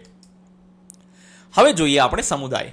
પરિવારો માત્ર પોતાની અંદર જ નહીં પરંતુ અન્ય પરિવારો અને તેમની આસપાસના લોકો સાથે પણ જોડાયેલા હોય છે. આ રીતે જોડાયેલા આવા જૂથને સમુદાય કહે છે. તો કે સમુદાય એટલે શું? તો કે જો આપણે અત્યારે શું જોયું, કુટુંબ જોઈએ, તો કે કુટુંબના લોકો જેમ કે શાલિનીનું કુટુંબ છે, તેન્ઝિંગનું કુટુંબ છે, એ લોકો એકબીજા સભ્યો, મતલબ કુટુંબ એકબીજા સાથે જોડાયેલા હતા, લોકો કુટુંબના સભ્યો એકબીજા સાથે જોડાયેલા હતા. હવે આપણે શું જોઈશું તો કે આપણી આસપાસના આવી રીતે બીજા પરિવારો પણ રહેતા હોય છે, તો એ લોકો પણ એકબીજા સાથે શું હોય છે તો કે જોડાયેલા હોય છે. આવો જે જૂથ બને છે આખો, આવા બધા પરિવારોનો જે જૂથ બને છે એને શું કહેવાય છે તો કે સમુદાય કહેવાય છે. હવે જુઓ, સમુદાય અલગ અલગ હોઈ શકે છે. સમુદાયના સભ્ય વિવિધ કારણોસર ભેગા થાય છે, જેમ કે તહેવારોની ઉજવણી, મેળા, લગ્ન અને અન્ય પ્રસંગોના આયોજન માટે. હવે જો લોકો ક્યારે ભેગા થતા હોય છે, સમુદાય મતલબ ઘણા બધા પરિવારો ક્યારે ભેગા થતા હોય છે, તો કે કોઈ ઉજવણી કરવાની હોય તહેવારની, મેળામાં જવાનું હોય, લગ્નમાં જવાનું હોય, અથવા તો અન્ય પ્રસંગના આયોજન કરવાનું હોય, એ સમય દરમિયાન એ શું કરે છે, તો કે એ સમય દરમિયાન એ કહેવાય કે ભેગા થતા હોય છે. હવે તો કે ગામની અંદર તો કે કેટલાક ગામોમાં લોકો જમીન ખેડવા, વાવણી, લણણી જેવા ખેતીના કામોમાં એકબીજાને મદદરૂપ કરવા માટે ભેગા થાય છે. જો ગામડાની અંદર તો શું છે, તો કે જમીન ખેડવા માટે માનો કે બધા પાસે ટ્રેક્ટર નથી હોતા, તો એ લોકો શું કરે છે કે આ પોતાની આજુબાજુના લોકો હોય છે એનું ટ્રેક્ટર લઈને પોતાની જમીન ખેડતા હોય છે. વાવણી માટે પણ આજુબાજુના લોકોની મદદ કરતા હોય છે. લણણી માટે મતલબ જ્યારે પાક લેવાનો થતો હોય છે ત્યારે પણ એકબીજાની મદદ કરતા હોય છે. સમય જતાં સમુદાયો કુદરતી સંપત્તિ અને સંસાધનો જેવા કે પાણી, ગોચર અને વન પેદાશોના ઉપયોગ કરવા માટે સંમત થયા હતા. ઘણા જનજાતિ સમુદાયોની બાબતમાં આવું જોવા મળે છે. હવે જુઓ, સમય જતાં મતલબ જેમ જેમ સમય જતો ગયો, કુદરતી સંપત્તિ એટલે શું, તો કે કુદરતી સંપત્તિ એટલે કહેવાય કે પાણીનો કઈ રીતે ઉપયોગ કરવો, જંગલની પેદાશોનો કઈ રીતે ઉપયોગ કરવો, જંગલમાં આવેલા સંસાધનોનો ઉપયોગ કઈ રીતે કરવો. બીજું વન પેદાશ એટલે જંગલની પેદાશો થઈ ગઈ ને, તો કે આ માટે લોકો સંમત થયા. સંમત મતલબ એકમત થયા. અને ગામડાની જે અમુક કહેવાય કે જંગલોની જે જનજાતિ સમુદાયો છે એ આ બાબતમાં એમાં આવું જોવા મળે છે. અમુક અંશે આજે પણ ગ્રામીણ ભારતના સમુદાયોમાં આવું જ જોવા મળે છે.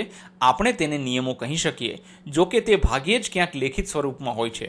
સમુદાયોને સંસાધનોની સુરક્ષિત સુલભતા પૂરી પાડે છે, પરંતુ સમુદાયના બધા જ કુટુંબ અને પરિવારનું વિશિષ્ટ કર્તવ્ય છે કે તેનો ઉપયોગ યોગ્ય રીતે થાય નહીં તો સમુદાય યોગ્ય રીતે કાર્ય કરી શકશે નહીં. હવે જુઓ, અમે શું કીધું છે કે હકીકતમાં જોવા જઈએ તો આવા કોઈ નિયમ, આને નિયમ કહેવાય કે ભાઈ કોઈ પણ છે, આપણે જંગલની અંદરથી ફળો માનો કે તોડી આવીએ છીએ અને વેચીને પૈસા કમાવીએ છીએ, તો એનો મતલબ એમ નથી કે બધા જંગલના બધા ઝાડવાઓના ફળ તોડી લેવા જોઈએ. ના, તમારી જેટલી જરૂરિયાત છે, માનો કે મારે આજે 100 રૂપિયા 200 રૂપિયા ઘર ચલાવવા માટે જરૂરિયાત હોય છે, તો હું શું કરીશ, તો કે હું જે છે તે મારી જરૂરિયાત મુજબનું ફળ તોડીશ અને એને વેચીશ. મતલબ આના માટેના નિયમો હોય છે. અને આ નિયમો કેવા છે, તો કે લેખિત સ્વરૂપમાં હોતા નથી, ક્યાંક જ લેખિત સ્વરૂપમાં હોય છે. લેખિત મતલબ બધા બસ એકબીજાને વાતો કરીને એમ રીતે નિયમ બનાવેલા હોય છે, ક્યાંય લખેલા હોતા નથી. હવે જુઓ, આ સંસાધનો જે છે તે આપણું વિશિષ્ટ કર્તવ્ય છે કે આપણે એનો ઉપયોગ યોગ્ય રીતે થાય ને એ ખાસ જોવાનું છે. ગમે તે રીતે એનો ઉપયોગ કરી શકાય નહીં, મતલબ એનો બગાડ પણ કરવો જોઈએ નહીં. ચૂકશો નહીં. જો હવે અહીંયા ખૂબ સરસ માહિતી આપી છે. છેલ્લા કેટલાય વર્ષોથી મધ્યપ્રદેશના ઝાબુઆ ગામની આસપાસનો વિસ્તાર પાણીની તીવ્ર અછતનો સામનો કરી રહ્યો હતો. અછત સમયે કોઈપણ વ્યક્તિ કે કુટુંબને મદદ કરવા માટે સાથે મળીને કામ કરવાની પ્રથા હાલમાં અનુસાર ભીલ સમુદાયે સેંકડો ગામોમાં હજારો વૃક્ષો વાવવાનું નક્કી કર્યું. હવે જુઓ, મધ્યપ્રદેશમાં એક ઝાબુઆ કરીને જિલ્લો છે, ત્યાંના ઝાબુઆ જિલ્લાનું નામ છે. જો કે ઝાબુઆ જિલ્લાની આસપાસનો વિસ્તાર જે છે ત્યાં પાણીની ખૂબ અછત હોય છે. હવે પાણીની અછતના લીધે શું હોય છે કે ત્યાંના લોકો જે છે શું કરે છે, તો કે બધા કુટુંબો સાથે મળીને કામ કરવાની પ્રથા છે, એ પ્રથાને શું કહેવાય છે, હલમા કહેવાય છે. હવે ત્યાંના ભીલ સમુદાયના લોકો શું કરે છે, તો કે ગામોમાં હજારો વૃક્ષો વાવવાનું નક્કી કરે છે. ભીલોએ વરસાદી પાણીના સંગ્રહ માટે ઘણી ખાઈઓ પણ ખોદી હતી અને વરસાદી પાણીના સંગ્રહ માટે જળ સંગ્રહની વ્યવસ્થા કરી હતી. તેમને આ કામ માટે મહેનતાણું પણ મળ્યું ન હતું, પરંતુ તેમના સમુદાય અને પર્યાવરણ પ્રત્યેની તેમની ફરજ તરીકે તેમને કામ કર્યું હતું. જો હવે ત્યાં પાણીની અછત હતી તો એ લોકો શું કર્યું કે આપણે હજારો વૃક્ષો વાવી દઈએ. બીજું, જે વરસાદનું પાણી છે એને આપણે માટે ખાઈઓ ખોદી દઈએ, મતલબ ખાડાઓ બનાવી દઈએ અને એની અંદર એ પાણીને શું કરીએ, તો કે સંગ્રહ કરીએ. અને આ કામ કરવા માટે એ લોકોને કોઈ પણ પ્રકારના પૈસાઓ આપવામાં આવ્યા હતા નહીં, પરંતુ એમને પોતાની ફરજ સમજીને આ કામ કર્યું છે. હાલમાં પરંપરાનો હેતુ ધરતી માતાની સેવા કરવાનો છે. 2019માં શિવગંગા ચળવળના શ્રી મહેશ શર્માને ભીલ સમુદાયો સાથે કરેલ પરિવર્તનશીલ કાર્ય માટે પદ્મશ્રી એવોર્ડથી સન્માનિત કરવામાં આવ્યા હતા. હવે જુઓ, શિવગંગા ચળવળ મતલબ એક ચળવળ છે, તો કે એની અંદર શ્રી મહેશ શર્માએ શું કર્યું, તો કે 2019માં ભીલ સમુદાયના લોકોની બહુ મદદ કરી અને એમને આ કામ કરવામાં, પરિવર્તન લાવવામાં, મતલબ કંઈક અલગ કરવામાં એમને ત્યાંના ભીલ લોકોની ખૂબ મદદ કરી. એ માટે એમને 2019માં પદ્મશ્રી એવોર્ડથી સન્માનિત કરવામાં આવ્યા હતા. હવે જો આ હાલમાં છે, દેખાય છે તમને આ બધા લોકો જે કેટલા બધા જો દૂર દૂર સુધી તમને દેખાય છે, આ વૃક્ષોનું વાવેતર કરે છે. વૃક્ષોના વાવેતરથી શું થશે, તો કે વરસાદ સારો થઈ શકે છે. તો જુઓ, આ હાલમાં કહેવાય છે. પછી વર્ષ 2015માં ચેન્નઈમાં આવેલા પૂર દરમિયાન રસ્તાઓ નદીમાં ફેરવાઈ ગયા હતા અને લોકો અવરજવર કરી શકતા ન હતા. લગભગ બધી દુકાનો બંધ કરી દેવામાં આવી હતી અને સેવાઓ ખોરવાઈ ગઈ હતી. ઘણા ખાનગી જૂથો, ખાસ કરીને આધ્યાત્મિક અને ધાર્મિક સંગઠનોએ મોટા પ્રમાણમાં ભોજન બનાવીને જરૂરિયાતમંદોમાં તેનું વિતરણ કર્યું હતું. જો 2015માં ચેન્નઈમાં એટલું બધું પૂર આવ્યું ને કે રસ્તા જે હતા એ પણ નદીઓ બની ગઈ. મતલબ પાણીનું સ્તર એટલું બધું ઊંચું થઈ ગયું, લોકો પણ ત્યાં ચાલી શકતા ન હતા. એટલે બધી દુકાનો કેવી હતી, મોટા ભાગની દુકાનો કેવી હતી તો કે બંધ કરી દેવામાં આવી હતી. હવે જો દુકાનો બંધ થઈ જાય તો આપણી જે જરૂરિયાતની વસ્તુઓ છે એ આપણને સરળતાથી મળે નહીં, અને એ સરળતાથી ન મળે તો આપણું જીવન પણ સરળ રહી શકે નહીં. તો ત્યાં જે અમુક ખાનગી જૂથો છે, આધ્યાત્મિક અને ધાર્મિક સંગઠનો છે, એ શું કરતા તો કે મોટા મોટા તપેલાઓમાં જમવાનું બનાવતા, અને જે લોકો જરૂરિયાતવાળા છે, જે પોતાનું જમવાનું નથી બનાવી શકતા, વરસાદના લીધે ક્યાંય જઈ નથી શકતા, એમના ઘરમાં કોઈ સામાન નથી, તો એમને શું કરશે તો કે એમને આ બધી વસ્તુઓ આપશે, અને એ લોકો શું કરશે તો કે એ લોકો કહેવાય કે સેવા કરતા હોય છે. આવા અનેક ઉદાહરણ છે જ્યાં કોઈ પ્રકારની વળતરની અપેક્ષા રાખ્યા વગર સમુદાયના હિત માટે સાથે મળીને કામ કર્યું છે. શું તમે આવા બીજા ઉદાહરણો સાંભળ્યા છે? હા, 100%. આપણે સુરતમાં જેમ તમે જોશો તો તાપી નદીમાં ઘણી વખત પૂર આવતું હોય છે. એ સમય દરમિયાન સુરતમાં જે કહેવાય કે લોકો કહેવાય કે એક માળ સુધી પાણી ભરાઈ જતા હોય છે. આ જ વર્ષની વાત કરીએ તો કે આ જ વર્ષે સુરતમાં ખૂબ જ વરસાદ થયો છે. ઘણી બધી કાપડની માર્કેટો જે છે તે પાણીમાં ડૂબી ગઈ છે. તો આ સમય દરમિયાન આવા લોકો જે છે તે શું કરે છે કે આ ધાર્મિક સમુદાય છે, આધ્યાત્મિક સંગઠનો છે, શું કરે કે મોટા પ્રમાણમાં ભોજનનું વિતરણ કરતા હોય છે. ઉપરની વાસ્તવિક જીવનની વાર્તાઓ ગ્રામીણ સંદર્ભમાં સમુદાયનું ઉદાહરણ આપે છે. શહેરી સંદર્ભમાં પણ સમુદાય હાજર હોય છે, જો કે તે થોડી અલગ રીતે કાર્ય કરી શકે છે. ચાલો આપણે અન્ય એક વાસ્તવિક જીવનની વાર્તાનું ઉદાહરણ જોઈએ. જો ગામડાના સમુદાયો અલગ રીતે કામ કરતા હોય છે, શહેરના સમુદાયો અલગ રીતે કામ કરતા હોય છે. જો અહીંયા તમે જોઈ શકો છો આ સમુદાયમાં આ લોકો જો તહેવાર ઉજવી રહ્યા છે, ઢોલ વગાડીને આગળ બધા જો આનંદ કરી રહ્યા છે. પછી તમે જોઈ શકો છો અહીંયા જે ગ્રામીણ લોકો જે છે તે શું બનાવી રહ્યા છે તો કે તે કોઈ પણ પ્રકારનું કહેવાય કે બાંધકામ જે બનાવી રહ્યા છે, જેનાથી એ શું થાય કે ઘણી વખત શું આ લોકો પાણી રોકવા માટે પણ આવા બધા નાના નાના ચેક ડેમ ને એવી બધી વસ્તુઓનું બાંધકામ કરતા હોય છે, જેથી કરીને શું કરે, અને ઘણા લોકો કહેવાય કે નદી વચ્ચે આવી રીતે રસ્તો પણ બનાવતા હોય છે, જેથી કરીને વરસાદના સમયમાં ત્યાંથી સરળતાથી આપણે કહેવાય કે નીકળી શકીએ.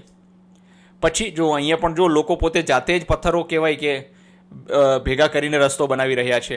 અહીંયા જો આ લોકો એક જગ્યાએથી બીજી જગ્યાએ સ્થળાંતરિત થઈ રહ્યા છે સામાન લઈને. પછી અહીંયા તમે જોઈ શકો છો કે આ નદી ને આ જે તળાવ જેવું અહીંયા છે તે શું છે તો કે એનું નિર્માણ લોકોએ જ ખોદીને કર્યું હશે. તો ખોદ્યા પછી શું છે તો કે આ પાણીનો ઉપયોગ આ લોકો કહેવાય કે પોતાની જમીનની પિયત માટે, સિંચાઈ માટે ઉપયોગ કરી શકે છે.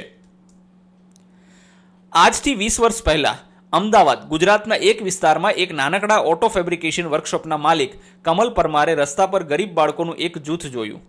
તેમાંથી કેટલાકે શાળા છોડી દીધી હતી, તો કેટલાક ક્યારેય શાળા એક પણ ગયા ન હતા. હવે જુઓ, 20 વર્ષ પહેલાંની વાત છે કે ઓટો ફેબ્રિકેશનનો વર્કશોપ. ઓટો ફેબ્રિકેશન એટલે શું ખબર છે? પેલા ઘરના ડેલા આવે ને લોખંડના, એ ડેલા બનાવે, પતરાના કામ કરે. એમના વર્કશોપના માલિક કમલ પરમાર હતા. એમને રસ્તા ઉપર જોયું કે ગરીબ બાળકોનું જે જૂથ છે એ શું છે તો કે એમાંથી કેટલાક લોકોએ શાળા છોડી દીધી હતી અને કેટલાક બાળકો તો કોઈ દિવસ શાળાએ ગયા જ ન હતા. તો કમલભાઈએ તેમના નિયમિત કામના કલાકો પછી દરરોજ 5:30થી રાતના 9:30 વાગ્યા સુધી તેમને ભણાવવાનું શરૂ કર્યું. હવે જુઓ, કમલભાઈને એમ થયું કે હું આ લોકોને ભણાવું. સાંજે એમનું કામ 5:30 ફ્રી થઈ જાય, પોતાના કારખાનેથી, વર્કશોપમાંથી ફ્રી થઈ જાય, એટલે 5:30થી રાતના 9:30 સુધી શું એ છોકરાઓને ભણાવવાનું એમને ચાલુ કર્યું. તેમને બાળકોને મફતમાં રાત્રિ ભોજન પણ આપ્યું. ટૂંક સમયમાં જ 150 વિદ્યાર્થીઓ નિયમિત રીતે ભણવા આવવા લાગ્યા હતા અને તેમનો અભ્યાસમાં ઊંડો રસ પડ્યો હતો. જો થોડાક બાળકોને લઈને એમને શરૂઆત કરી હતી, ધીરે ધીરે જતાં કેટલા બાળકો થઈ ગયા તો કે 150 બાળકો થઈ ગયા અને એ લોકો નિયમિત રીતે ભણવા આવવા માંડ્યા. નિયમિત મતલબ રેગ્યુલર થઈ ગયા ભણવામાં. તો એ શા માટે? અને એમને પછી શેમાં તો કે અભ્યાસમાં ખૂબ જ રસ પડ્યો હતો. જુઓ, આ કમલ પરમાર છે. જુઓ, આ છોકરાઓને કેવો ભણાવી રહ્યા છે. આવી રીતે કહેવાય કે તમે લોકો બહુ નસીબદાર છો કે તમને શાળા મળી રહી છે ભણવા માટે. ઘણા બાળકો એવા હોય છે કે તેમને શાળા પણ મળતી નથી, શાળાએ જઈ શકતા હોતા નથી. સ્થાનિક શાળાના કેટલાક શિક્ષકોએ આ વર્ગો વિશે જાણ્યું અને તેમણે પણ આ બાળકોને શિક્ષણ આપવાનું શરૂ કર્યું. તેમાંથી એકે કહ્યું કે આ બાળકોને બેસવા માટે યોગ્ય પાટલીઓ નથી, તેમના માટે કોઈ શાંત જગ્યા કે વર્ગખંડ નથી અને ત્યાંથી પસાર થતા વાહનોમાં ખૂબ ઘોંઘાટ થાય છે.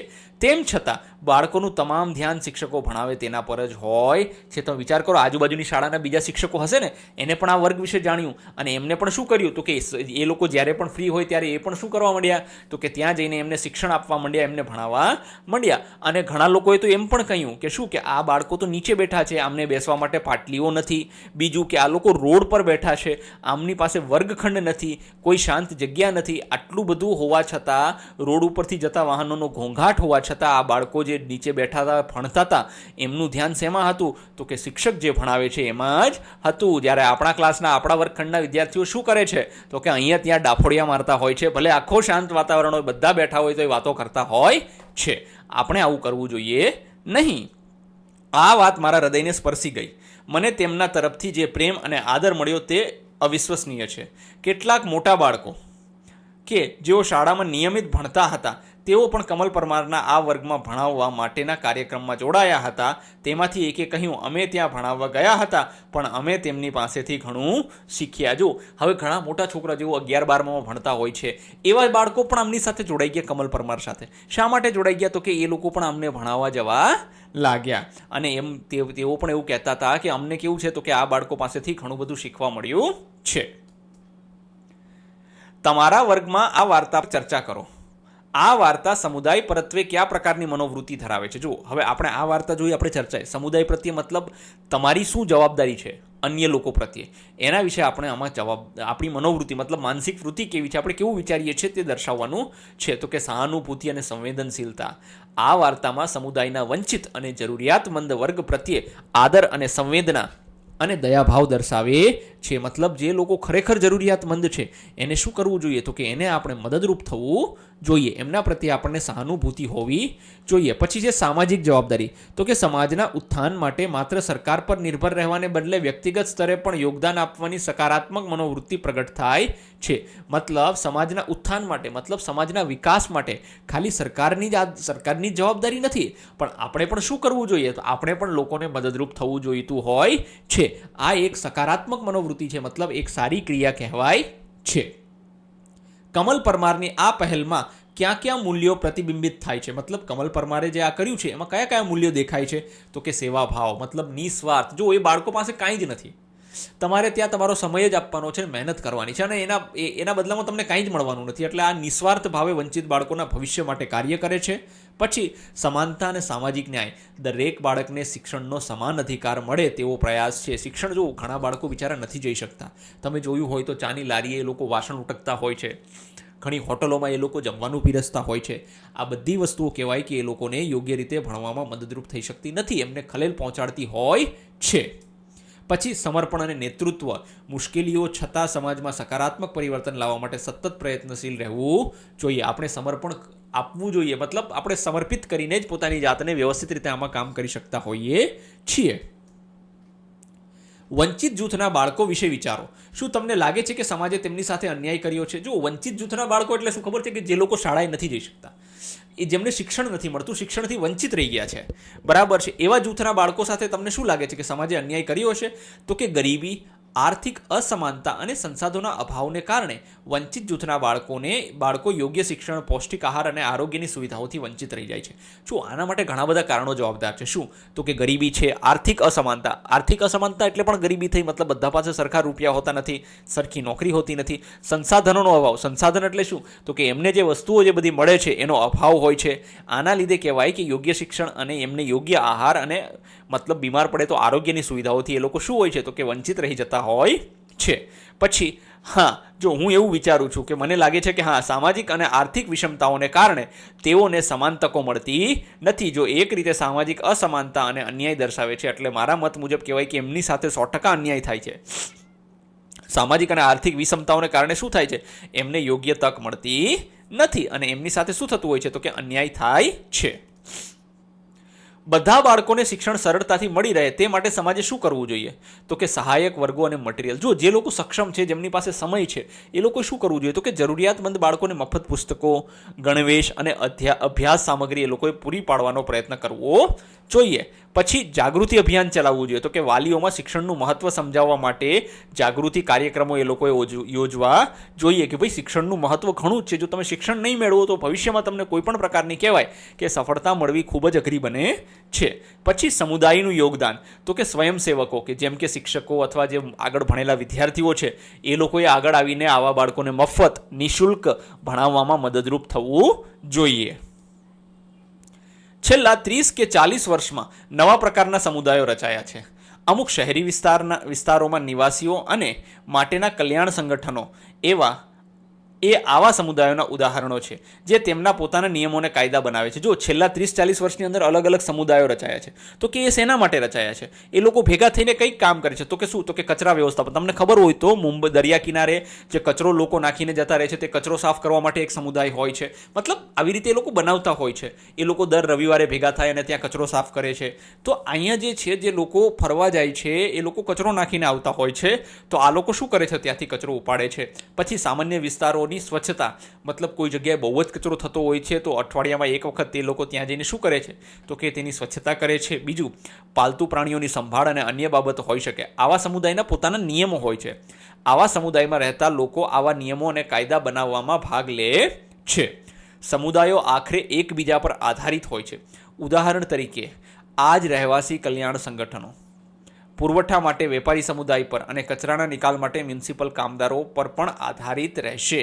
હવે આવા સમુદાયો જે છે ને પાછા એવું જરૂરી નથી હોતું કે આ લોકો જ કરતા હોય છે. સરકારના લોકો મતલબ મ્યુનિસિપલના કામદારો પણ શું હોય છે? તો કે એ પણ મદદરૂપ થતા હોય છે. પણ એ પૂરતા ન હોવાના કારણે લોકો પોતે પોતાના ઉપર જવાબદારી લઈને આ જટિલ કામો જે છે સમાજમાં દરેક વ્યક્તિ જે છે તે સમુદાયો પર આધાર રાખતું હોય છે. ચાલો શોધીએ તમારા પરિવારની બહારના એવા લોકોની યાદી બનાવો કે જેઓ એક કે બીજી રીતે તમને મદદ કરે છે. જુઓ, શિક્ષક જ્ઞાન આપે છે અને સારું શિક્ષણ આપે છે. આપણા પરિવારને નથી પણ આપણને મદદરૂપ થાય છે, સંસ્કાર આપે છે. પછી ડૉક્ટર તો કે બીમારી સમયે શું કરે છે? તો કે સારવાર આપે છે અને આરોગ્યની જાળવણીમાં શું કરે છે? તો કે મદદરૂપ થાય છે. પછી છે સફાઈ કામદાર. જો સફાઈ કામદાર જે છે ને મારા મત મુજબ કહેવાય છે કે સૌથી વધુ મદદરૂપ સમાજને થતી કોઈ વ્યક્તિ હોય ને તો એ સફાઈ કામદાર છે. કેમ કે આપણા આસપાસના વિસ્તારોને સૌથી વધુ સ્વચ્છ રાખે છે અને સ્વચ્છ રાખીને શું કહેવાય કે રોગચાળો ફેલાવતા અટકાવે છે. પછી તો કે દૂધવાળા અને શાકભાજીવાળા આ પણ શું કરે છે? તો કે આપણા ઘર સુધી લારીમાં છે કે અન્ય રીતે કહેવાય કે તાજા શાકભાજી અને તાજું દૂધ આપણને દઈ જતા હોય છે. પછી પોલીસ તો કે સમાજમાં શાંતિ, સુરક્ષા અને કાયદાનું પાલન કરાવે છે. શહેરમાં મોટાભાગના જે છોકરાઓ છે હોન્ડા ઉપર લાયસન્સ વગર જતા હોય, બાઇક ઉપર જતા હોય, પોલીસવાળાને જોવે એટલે તરત ટર્ન મારે. અરે ભાઈ, પોલીસ આપણી સુરક્ષા માટે છે, એનાથી બીવાનું નથી. એનું કામ છે, પોલીસનું કામ શું છે? તો કે સમાજમાં શાંતિ, સુરક્ષા અને કાયદાનું પાલન કરાવવાનું હોય છે. પછી છે ટપાલી. આપણા પત્રો, કાગળો અને પાર્સલ પહોંચાડે છે. ટપાલી શું કરે છે? તો કે આપણા કાગળો છે, આપણા પત્રો આપણે કોઈને લખ્યા હોય અથવા તો કોઈ પાર્સલ કોઈને મોકલાવવાનું હોય તો એ ટપાલી પહોંચાડે છે. પછી દરજી તો કે આપણા માપ મુજબ યોગ્ય કપડાં સીવી આપે છે. હવે આપણે સમુદાયને સરળ શબ્દમાં સમજવા તેના થોડા ઉદાહરણો જોઈએ. ચાલો હવે સમુદાયને સમજવા માટે થોડાક ઉદાહરણો જોઈએ. કેવા છે? તો કે જાતિ અને પેટા જાતિને ઘણીવાર સમુદાય કહેવામાં આવે છે. બિલકુલ સાચી વાત છે. ઘણી જાતિઓ જે ગુજરાતમાં આપણે ભારતની અંદર કહી શકીએ કે જાતિઓ અથવા પેટા જાતિઓને શું કહેવાય છે? તો કે એક સમુદાય કહેવામાં આવે છે. જેમ આપણે કહીએ તો કે અમદાવાદ ક્ષત્રિય સમાજ, અખિલ ગુજરાત ક્ષત્રિય સમાજ છે, બરાબર છે. પછી વણિક સમાજ છે, પછી વણકર સમાજ છે. આ કહેવાય કે સમુદાય જાતિ આધારિત હોય છે. ખાસ કરીને કોઈ એક ચોક્કસ ધર્મ, પ્રદેશ, સમાન કાર્યો અને સમાન રસના લોકોના નાના જૂથને સમુદાય કહેવામાં આવે છે. હવે જુઓ શું કહે છે કે લોકો જે છે તે ચોક્કસ ધર્મ, પ્રદેશ અથવા તો જે સમાન કાર્યો હોય છે, કામ સમાન હોય છે અથવા તો એમનો ધર્મ સમાન હોય છે, એની જગ્યા રહેવાની સમાન હોય છે, તો એ લોકો શું કરે છે? તો કે નાના નાના જૂથના સમુદાયો બનાવી આપે છે. જેમ કે મુંબઈનો પારસી સમુદાય, ચેન્નઈનો શીખ સમુદાય, અમેરિકાનો ભારતીય સમુદાય, કેરળનો વૈજ્ઞાનિક સમુદાય, આપણી શાળાનો કલા સમુદાય, ગામનો ખેડૂત સમુદાય વગેરે. આ યાદીનો કોઈ અંત નથી. મતલબ આવા અસંખ્ય સમુદાયો બનાવી શકાય છે.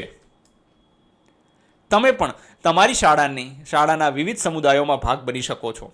જેમાં વર્ગ ઉપરાંત શાળાના કલાત્મક સમુદાય, જો શાળાની અંદર ક્યાં ક્યાં સમુદાય હોય છે, તો કે વર્ગખંડનો તો સમુદાય એક છે જ તે.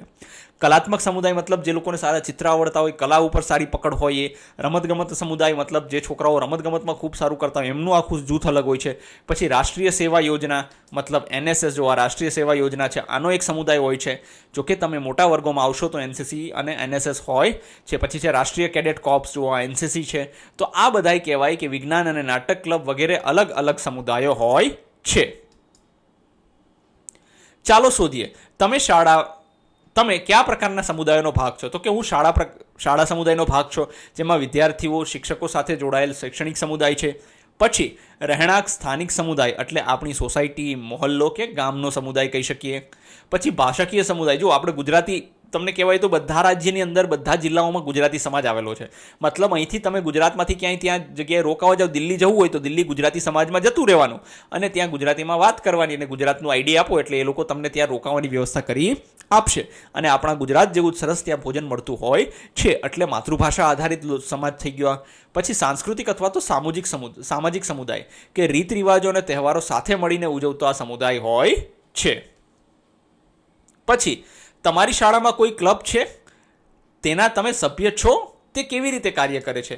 તો કે હા, અમારી શાળામાં ક્લબ છે, જેમ કે ઇકો ક્લબ છે, સ્પોર્ટ્સ ક્લબ છે અને વિજ્ઞાન ક્લબ છે. તો કે સભ્યપદ, તમે એના સભ્ય છો?